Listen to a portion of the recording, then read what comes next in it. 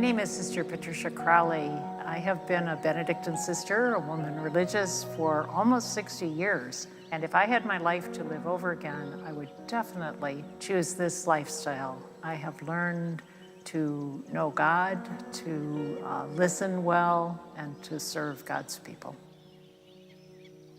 I am a native Chicagoan, and my parents, Pat and Patty Crowley, were also native Chicagoans and very active in the church and in society. We lived in a suburb of Chicago. We had a very normal family life from the time I was born until I was 8. I was the oldest of both generations. Then when I was 8, my mother almost died. And so I went to boarding school for a couple of months. I was not happy there at all, so I bargained with my father to go back to the local Catholic school rather than to boarding school. After that kind of turning point in our family life, my parents were part of the Christian family movement that time, which was groups of couples that spread worldwide, and they would meet weekly, and they would have a social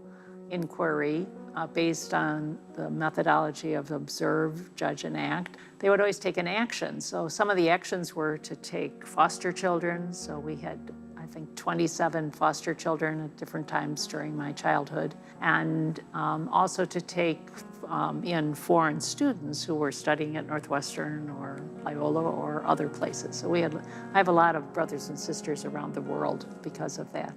My parents were very devout.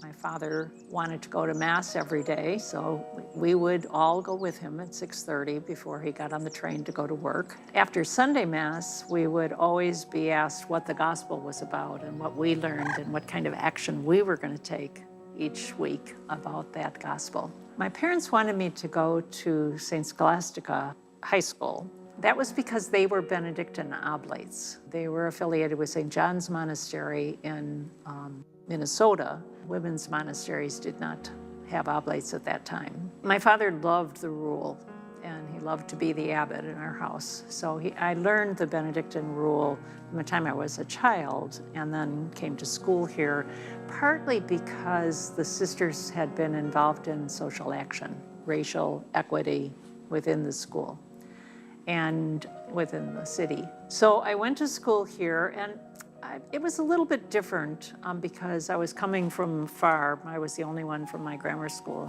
in school. But the sisters here were wonderful.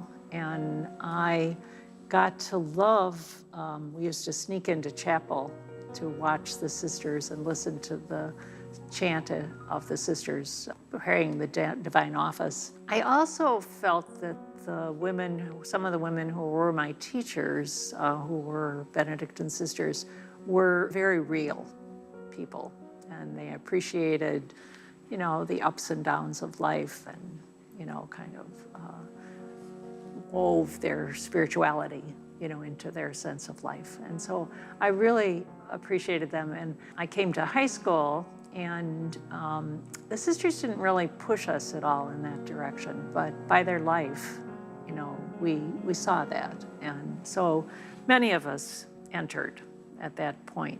I kept putting it off. I really didn't want to do that. I loved to be social and to date and, to have friends and et cetera, et cetera. I chose to go to college for a year, and I thought I would probably finish college. I didn't like my first year in college. I wasn't very happy, so I was ready to come home. I made one really good friend, and the night before we were coming home for Easter vacation, we sat up in the hall, because we had 4 people in our bedrooms at the time.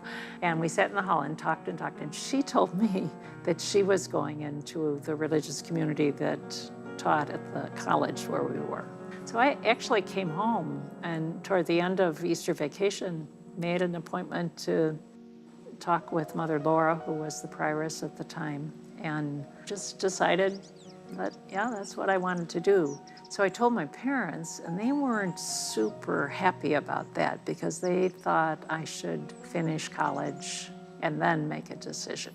I think I got a little stubborn at the time and thought, oh, this is my decision. I'm going to make it. It's my life. I'm 19 years old, and I'm going to make it. They were supportive, certainly, but they thought I would never travel again. So they took all of us around Europe.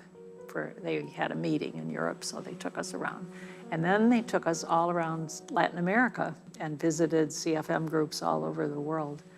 Of course, I've traveled to many more countries than that in my religious life, so that expectation was never fulfilled. So I taught in those first years when I made first vows. We did a year of postulancy, a year of novitiate, and then 5 years. We were the first ones in the sister formation program to have 5 full years under temporary vows. I did, and I was fine. I was happy. And then it was 1964, and everything was beginning to happen in our country. Assassination of Kennedy, just the Vietnam War, everything was happening. And Vatican II was just beginning during that time, those 5 years. So I really wasn't sure I wanted to make final vows. I came with another one of my classmates. We were teaching in a grammar school at the time. And I came to talk to Mother Laura, who was the prioress. And I said to her, I don't know if I want to do this or not. I said, because it feels like the world and the church is changing and we're not changing. She said, oh, but we will. She was a very wise woman. I went back with my friend, or with my classmate, to the convent in the parish. And on the way there, we ran out of gas. I remember really well. And I thought, oh, is this a symbol of something that I should? But I prayed about it and decided to go ahead. So we made vows in 1965. And it was on August 16th, so it was a very hot day. And I don't remember a whole lot about it. The ceremony had changed. We were the first ones that didn't have the traditional, the pall, the death symbol for final vows. Ours was more of a rejoicing than of that whole symbolism that was before. And it was a time when a lot of people were here, and my family had a visitor from Tasmania. He was the Archbishop of Tasmania, and he was visiting them about CFM. And so he came to that ceremony and celebrated with it. So it made it an international ceremony, which was very special. And of course, we received our ring on that day. And I became a finally professed Benedictine sister, and have lived very happily since then. There have been struggles as people leave and as I, take on tasks that are daunting. But it's been a very, very happy time.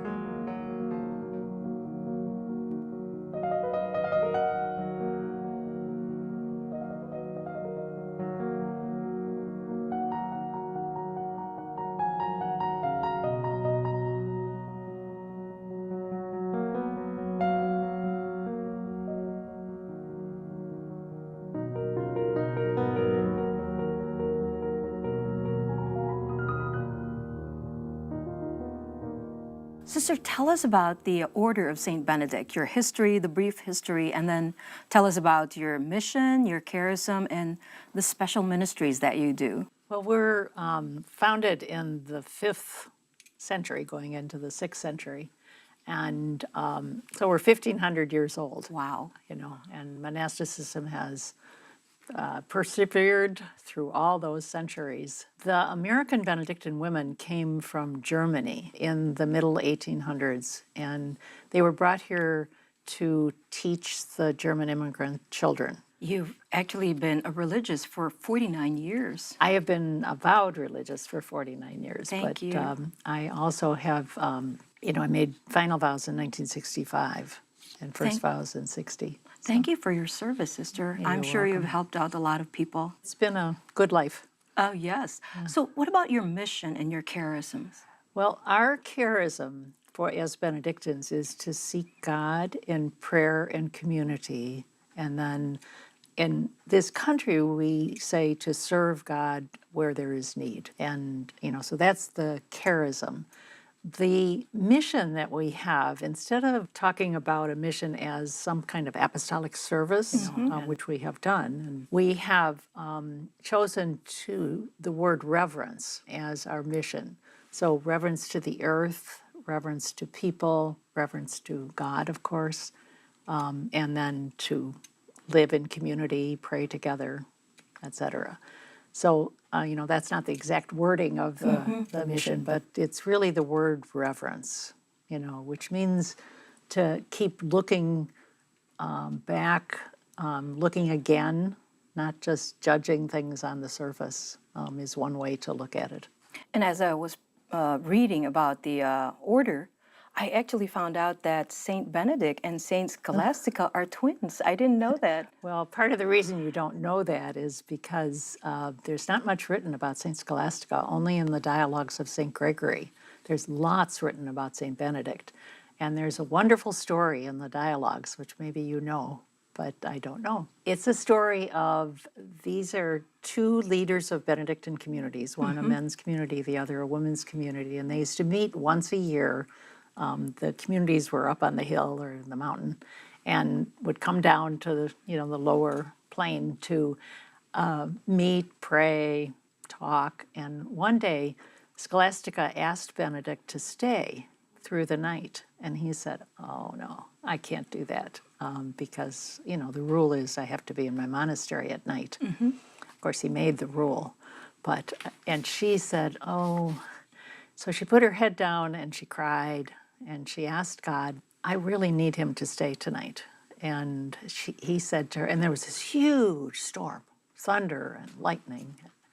He said, "What did you do?" And she said, "Well, I asked you and you said no, so I asked God." Sister, you were a former prioress of the community.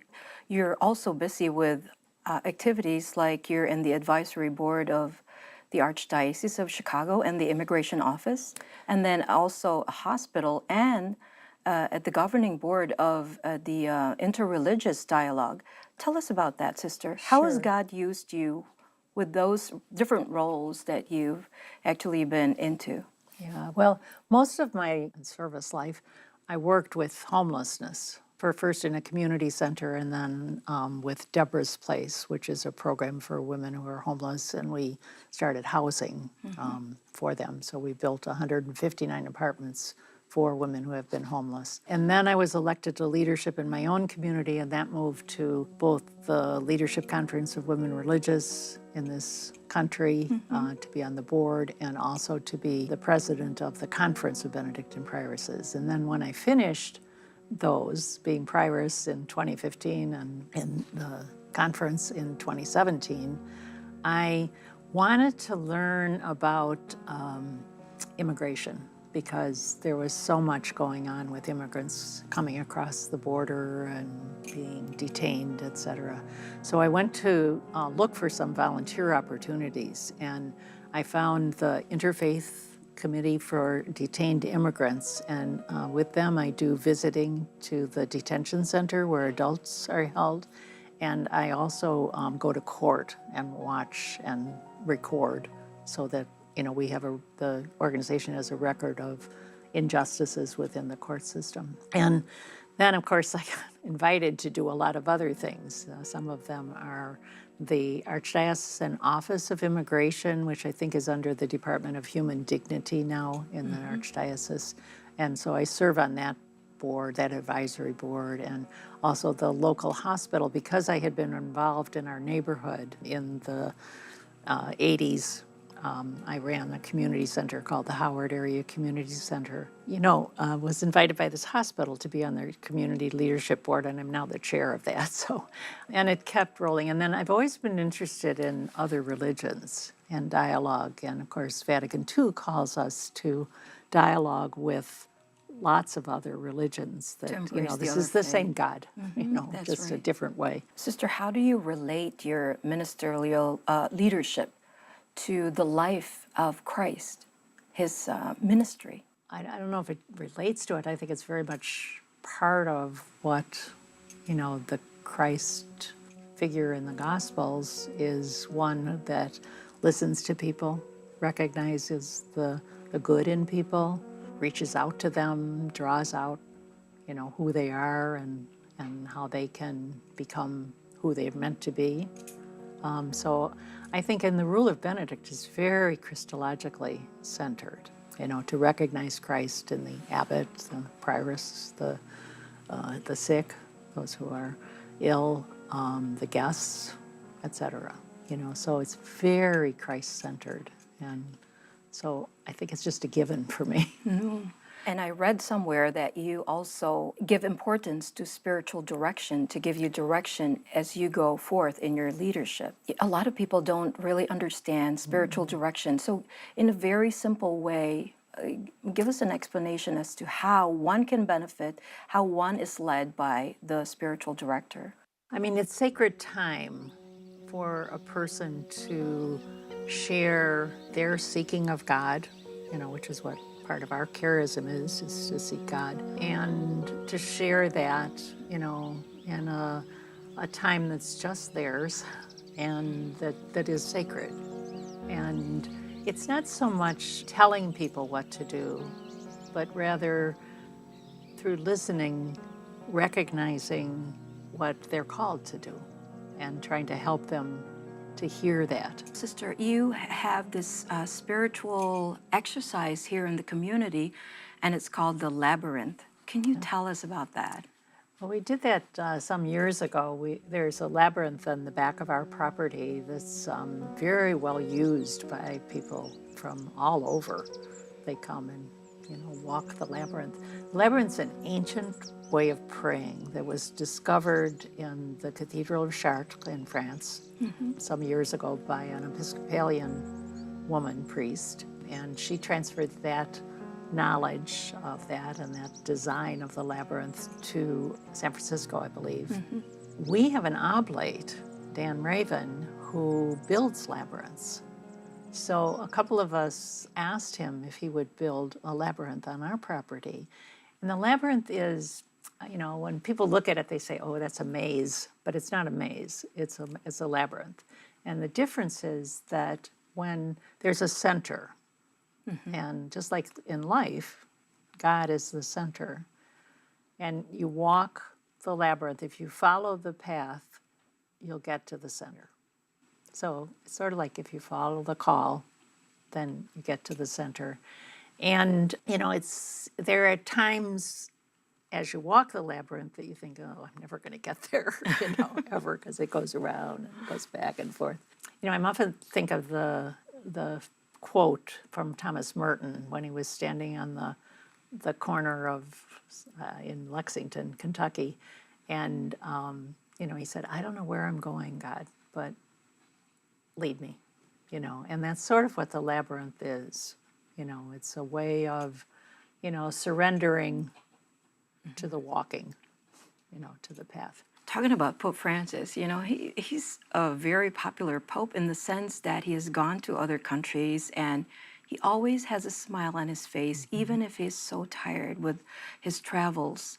What do you think makes our Pope tick? Like, why do not just Catholics, but Christians from all over the world are so drawn to him? Yeah. What do you think is that main thing that draws them to our Pope? I mean, I think there are a couple things. He's down to earth.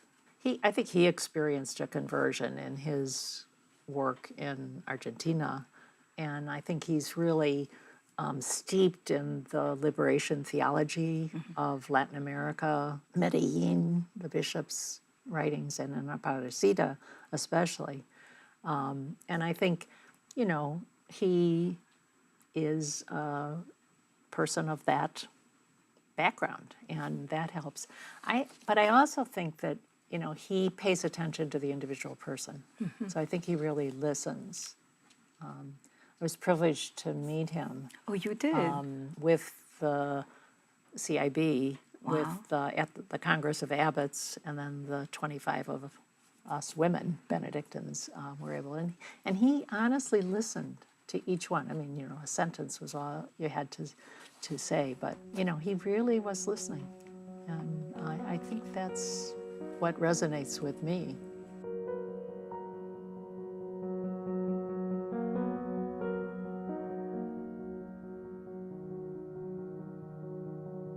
realize that there are a lot of things in our world today that are very difficult for younger people. And I would just want to encourage those of you that might be considering what vocation to follow. Do search for meaning and for God and for the spiritual. And this is one very good way to consider spending your one life. So let us pray. Oh, loving God, we ask your blessing on all people of the world, and especially those who are discerning their call, that they may be open to God and be open to discovering the ways of God, and that they may be blessed in their search. We ask this through your Son, Jesus the Christ. Amen.